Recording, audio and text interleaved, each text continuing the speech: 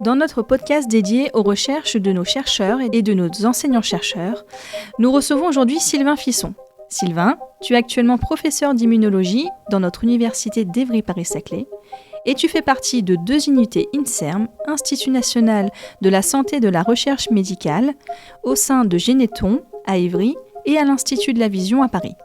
Tu es spécialisé dans les interactions entre le système immunitaire et le système nerveux central, initialement dans le contexte de la sclérose en plaques et maintenant dans les pathologies oculaires. Nous avons souvent travaillé ensemble, professeurs impliqués sur le plan de la recherche, mais aussi avec tes étudiants comme le colloque Évry-Bio.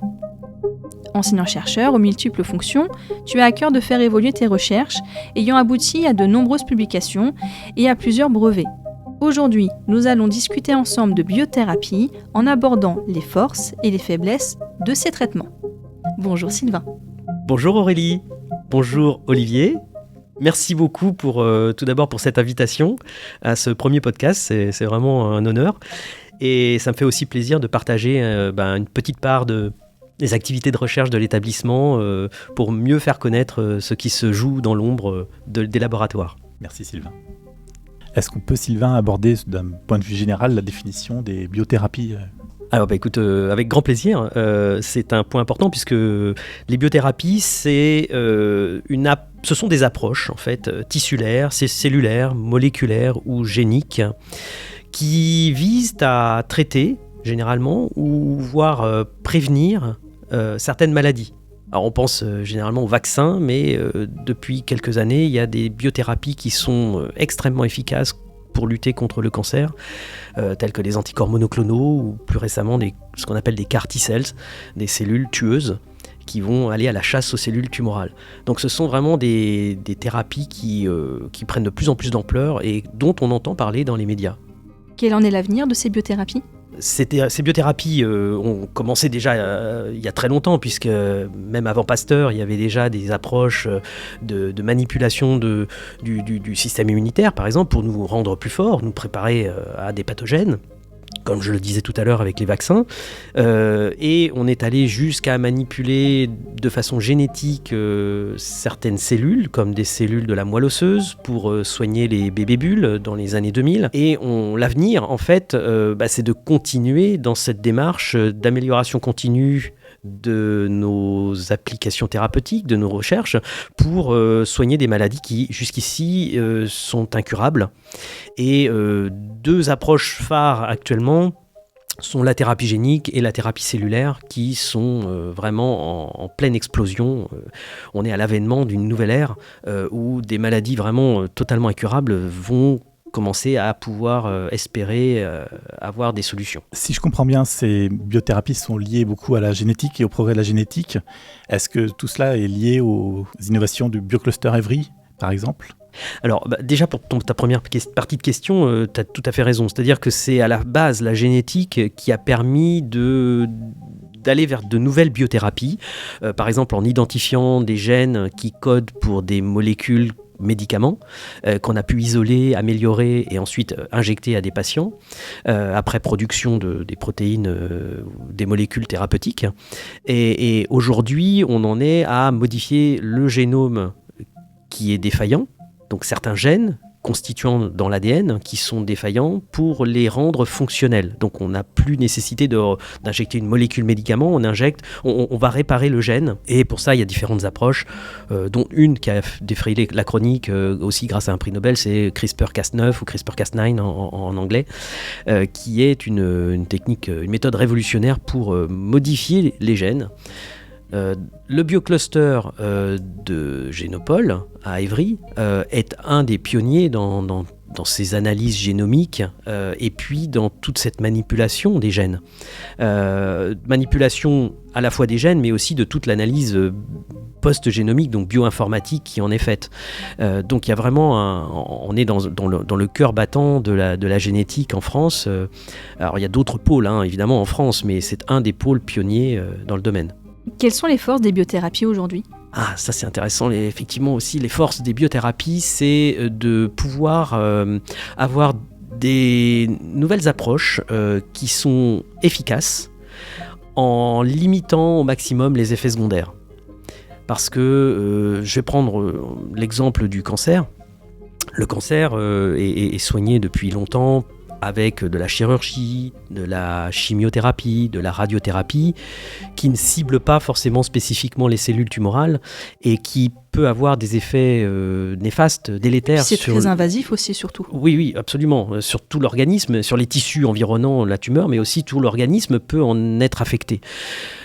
Les nouvelles biothérapies visent par exemple à cibler plus spécifiquement les cellules tumorales grâce à des anticorps monoclonaux comme des têtes chercheuses qui vont aller repérer des cibles très particulières que possèdent les cellules tumorales, ce qu'on appelle des antigènes tumoraux. Et ça évite beaucoup d'effets secondaires très très délétères qu'on observait antérieurement. Une autre force qu'on pourrait rappeler des biothérapies, c'est que ça sauve des vies en fait, depuis très longtemps. Ne serait-ce que la vaccination. Alors, je ne suis pas à promouvoir la vaccination pour tout et n'importe quoi tout le temps, mais il faut toujours mesurer le bénéfice-risque. Mais la vaccination, il faut le rappeler, ça sauve des vies au quotidien. On ne s'en rend plus forcément compte quand on en est protégé de certaines pathologies dramatiques, mais ça, c'est quand même quelque chose qu'il ne faut pas sous-estimer, encore aujourd'hui. Mais du coup, tu parles de anciennement les biothérapies. Elles ont commencé quand à peu près les biothérapies ? Je pense que les biothérapies ont commencé dès l'Antiquité, ou tout au moins celles qui nous sont rapportées. On peut penser à la variolisation qui était pratiquée par les Chinois initialement, qui avait été rapportée ensuite en Europe, où on prenait des pustules de patients qui avaient la variole, qui est dû à un virus qui a disparu aujourd'hui, qui s'appelle le virus de la variole justement, et pour lequel donc ces croûtes de pustules étaient broyées et ensuite inoculées à des personnes saines pour s'immuniser contre ce virus qui était tué ou inactivé dans ces pustules, dans ces croûtes desséchées. Donc ça, c'est quelque chose de très très ancien. Qui aujourd'hui n'a plus cours, évidemment. On a fait des choses beaucoup plus purifiées, beaucoup plus safe. Et si on en revient à la génétique qui est plus d'aujourd'hui, a priori, ces thérapies innovantes permettent de soigner maintenant des maladies rares. Alors, complètement. D'ailleurs, on a la chance à Évry d'avoir Généton, qui est un centre de recherche dédié à la thérapie génique et qui est un pionnier national, voire international de la manipulation, de la correction génique pour traiter des maladies qui jusqu'ici étaient incurables. Alors ça se développe de plus en plus. Ça a commencé initialement avec des maladies sanguines. On pense aux bébés bulles, et pour lesquels on traite donc les cellules de la moelle osseuse, que l'on récupère, que l'on corrigeait in vitro et que l'on réinjecte dans le sang de l'enfant ou du bébé pour lui restituer une fonctionnalité du système immunitaire. Mais aujourd'hui, on en est arrivé à injecter donc des vecteurs viraux, donc c'est des sortes de ballons qui vont aller cibler des cellules qui sont défaillantes pour corriger le gène qui est défaillant et rendre ces cellules de nouveau fonctionnelles dans l'individu, sans avoir à extraire les cellules anormales. Et ça, c'est ce qui s'applique à des pathologies, par exemple oculaires, où on a des enfants qui deviennent aveugles parce que leurs photorécepteurs, donc les cellules qui sont sensibles à la lumière dans la rétine, ne sont plus fonctionnelles, elles sont défaillantes pour certains gènes. Et on va corriger ce gène et restituer une partie de la capacité visuelle de ces enfants. Et ça, c'est quelque chose qui est vraiment exceptionnel, de pouvoir rendre la vue. Alors, certes, la vision n'est pas restituée comme tout un chacun, elle n'est pas parfaite, mais elle permet quand même à l'individu de se déplacer, de pouvoir faire ses gestes quotidiens sans trop de difficultés. Alors je voulais juste revenir sur la notion de maladie rare, parce que je crois qu'il y a un catalogue assez étoffé de maladies rares. Combien on peut guérir actuellement grâce aux thérapies innovantes ? Les maladies rares, comme leur nom l'indique, sont peu fréquentes dans la population. Mais il y en a énormément. Il y en a plus de 5000, sauf erreur, caractérisées en Europe. Donc ce sont des maladies qui sont souvent d'origine génétique. Et comme on sait, il y a des dizaines de milliers de gènes différents. Et chacun des gènes peut être sujet à une mutation ou plusieurs mutations et faire que la molécule issue de ce gène est non fonctionnelle. Donc on a potentiellement des milliers de maladies génétiques qui peuvent survenir. Et effectivement, celles qui sont viables, on en a à peu près 5000, ce qui pose problème parce que chaque maladie a une origine différente, due à des mutations différentes, sur des gènes différents, et donc il faudrait presque des médicaments différents, spécifiques à chaque maladie. Ce qui nécessite des mises au point complexes, et du temps, et de l'argent.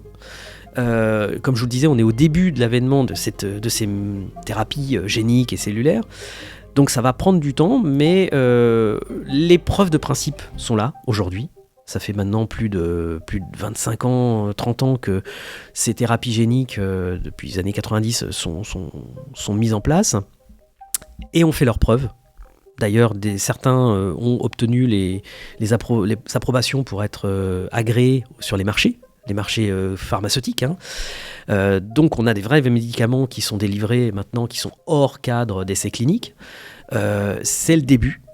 Mais ça va aller en augmentant. Donc là, une des premières, c'était la maladie de Leber, qui est une rétinopathie congénitale dégénérative, c'est-à-dire que la rétine est non fonctionnelle et se désagrège petit à petit. Et ce médicament, le Luxturna, était le premier à avoir été approuvé, qui a fait date au milieu des années 2010, enfin en 2015, mais de nouveaux médicaments sont sortis depuis et ça va de façon exponentielle. Alors on va se dire, oui, ok, il y a une dizaine de maladies aujourd'hui que l'on peut essayer de corriger, de prendre en charge, traiter.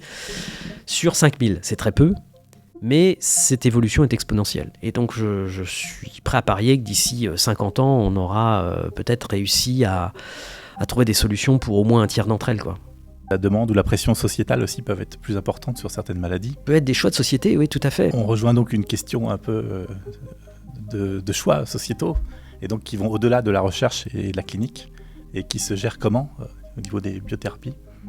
Alors ça, c'est aussi une question très délicate, c'est les choix que la société fait dans les traitements.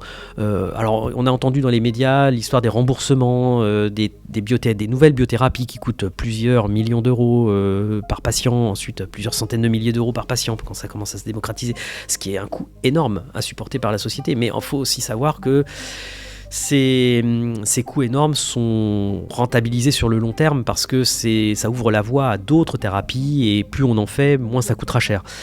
Mais la société a malgré tout son mot à dire. Et cette société a son mot à dire via les personnes qui sont élues, qui sont nos représentants, je pense à nos députés au Parlement, qui votent des lois, qui votent ensuite. Il y a aussi des nominations de personnes dans les instituts, dans les commissions, qui vont être amenées à devoir faire des choix.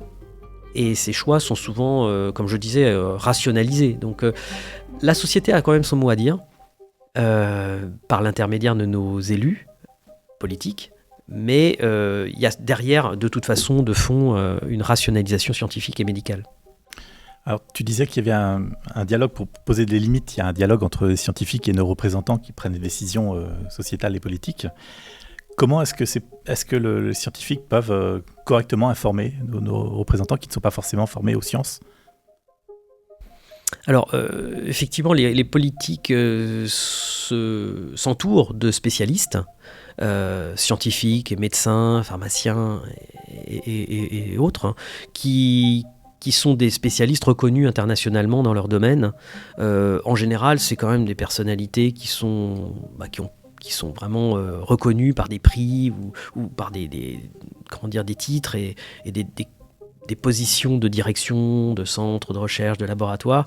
Donc, jusqu'ici, les politiques s'entourent de personnes qui sont compétentes, à mon sens, pour être conseillées sur les choix à faire et sur ce qui doit être promu ou pas, en termes de décision ou de positionnement éthique, par exemple. Donc, on voit par exemple pour les lois de bioéthique, il y a forcément ces consultations des spécialistes scientifiques, et heureusement. Donc, jusque-là, j'ai envie de dire, tout va bien, dans le sens où on fait appel à des personnalités reconnues. Et pas une seule personne, en général, ce sont des comités. Donc, il peut y avoir plusieurs voix qui se fassent entendre et pour arriver à un consensus. Les scientifiques sont formés à ça, à échanger, débattre et à aller vers un consensus. Le souci potentiel, c'est la décision qui est prise derrière, qui est indépendante des scientifiques et du corps médical. C'est les politiques qui, in fine, prennent la décision. Et on a vu parfois que certaines décisions n'allaient pas toujours dans le sens de ce qui était conseillé. Alors ça ne veut pas dire que c'était rédhibitoire, hein, le conseil ne s'impose pas systématiquement, mais c'est là où il faut être vigilant, que dans l'idéal, les conseils soient suivis d'actes politiques. Lorsqu'on s'est rencontrés pour préparer notre petit entretien d'aujourd'hui, on s'est posé aussi d'autres questions, par exemple comme le fait de passer à la recherche clinique et les champs d'investigation. C'est une étape importante. Comment elle se passe ? Avant d'aller à la recherche clinique jusqu'au patient, donc l'individu humain qui est malade, il faut de nombreuses étapes. Alors on commence par des études fondamentales dans ce qu'on appelle de l'in vitro, c'est-à-dire dans des boîtes de culture au laboratoire, où on met des cellules et on regarde l'effet du médicament sur ces cellules. Et ensuite, on utilise des modèles animaux. Alors des modèles animaux, ça peut être des petits vers, comme le C. elegans, ou des mouches. Ça peut être des animaux plus élaborés, comme des souris, comme des rats, des lapins. Voilà, on utilise différents types de modèles animaux, sous réserve que ce soit pertinent par rapport à la finalité qu'on veut atteindre, ou qu'il y ait une justification scientifique à ce passage chez ces animaux.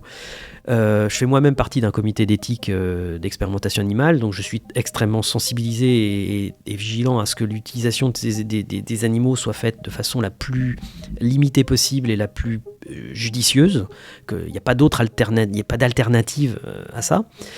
Mais je dois avouer qu'on a je vais presque dire malheureusement, pas le choix.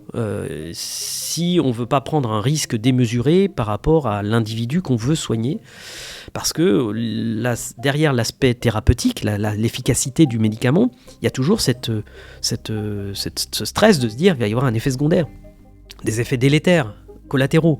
Et pour s'en prémunir, ou tout au moins limiter ce risque, on fait des tests chez l'animal qui est beaucoup plus complexe que, bien entendu, quelques petites cellules dans une boîte de culture. Là, on est dans un organisme complexe où tout est intriqué, les systèmes fonctionnels sont intriqués, et on peut avoir des effets qui parfois sont surprenants, donc on les teste chez l'animal avant d'aller chez l'homme. Peut-être éventuellement sur le potentiel faramineux de la recherche, de la modification génétique.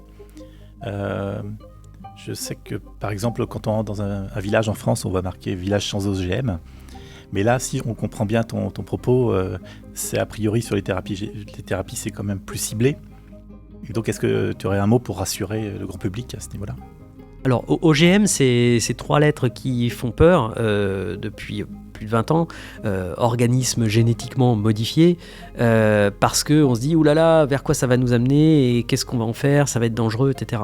Alors, c'est pas forcément faux, parce que quelque part, tout dépend ce qu'on en fait, de ces modifications génétiques, comme je l'expliquais tout à l'heure, mais il faut aussi le démystifier, parce qu'il y a certaines modifications génétiques qui sauvent des vies aujourd'hui. Et ça, je pense qu'on peut difficilement nier l'intérêt de ces modifications-là.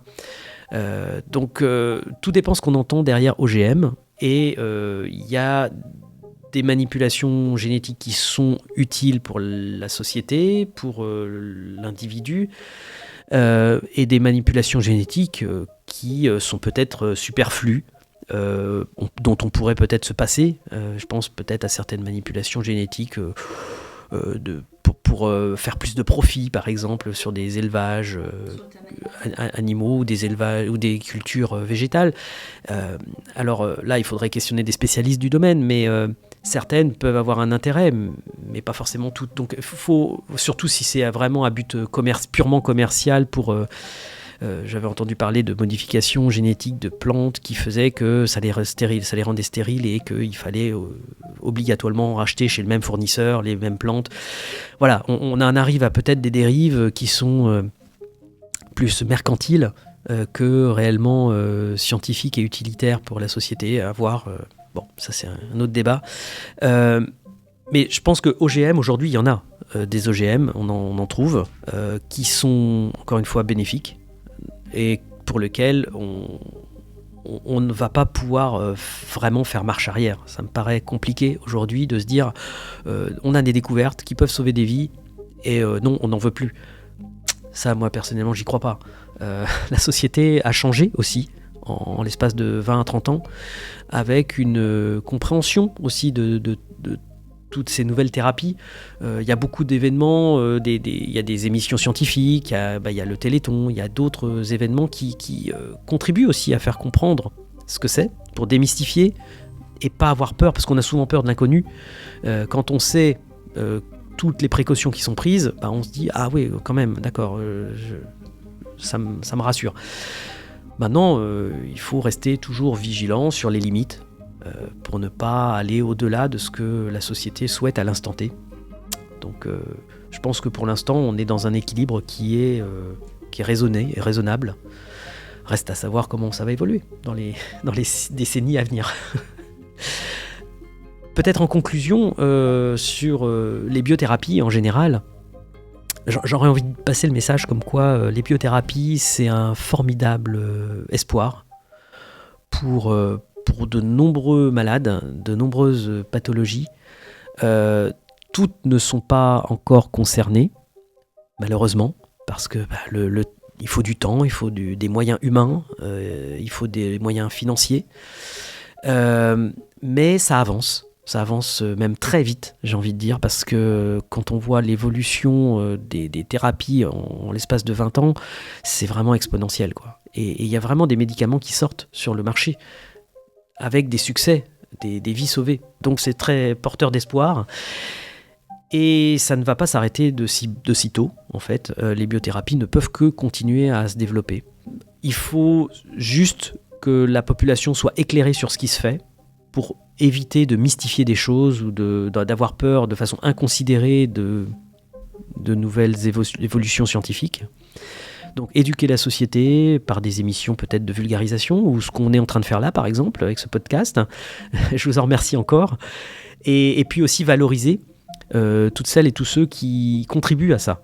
Je pense évidemment aux patients déjà, puisque ils sont en bout de chaîne, mais c'est quand même aussi pour eux et grâce à eux qu'on avance. Et puis tous les acteurs du corps scientifique et médical, à savoir tous les chercheurs, les enseignants-chercheurs, toutes les catégories, les ingénieurs, les techniciens, et les personnels aussi administratifs. C'est pas de la démagogie, c'est vraiment sincère. Je pense que les personnels administratifs sont pas forcément assez valorisés en recherche parce qu'ils sont support.